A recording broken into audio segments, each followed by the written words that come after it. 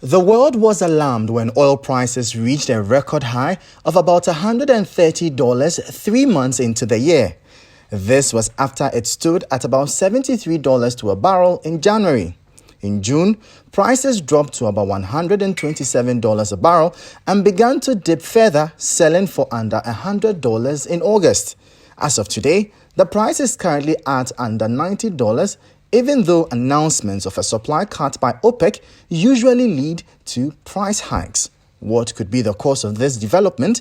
Energy consultant Dr. Yusuf Sulemana explains. Number one is China consumption.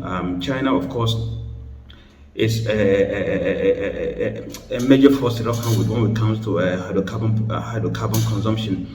China follows US as the second consumer of petroleum products, but the difference between China and US is the fact that China has much more impact on global oil demand or hydrocarbon demand, or global energy demand as compared to US, for the fact that US produces and consumes at the same time.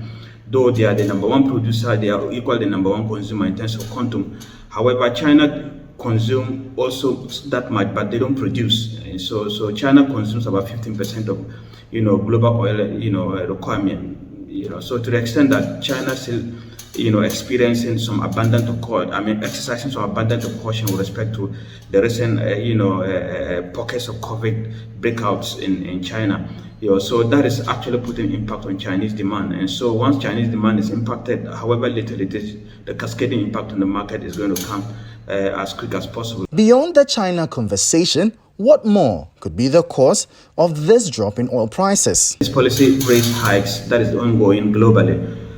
You notice that the policy rate hikes, what it targets to do is probably to increase borrowing costs. Interest rate, and if interest rates are up, there's a tendency that overall or ultimately will dip oil demand. The demand for energy will go down, and that's actually the target, because they want to stem or pick this inflationary pressure, and to pick the inflationary pressure, they have to put brake on demand, and so that's how come they do a lot of this quantitative tightening here and here. So, and if quantitative tightening begin to take a center hold, or if the fruits of that begin to be realized, then this is what we're going to see. We're going to definitely see demand coming down.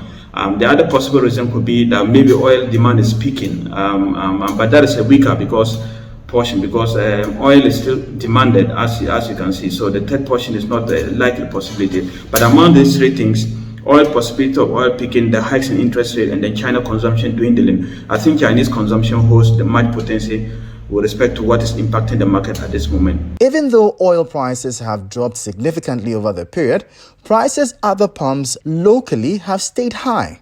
This is mainly due to the depreciation of the Citi against the dollar, which erodes the impact of the price falls.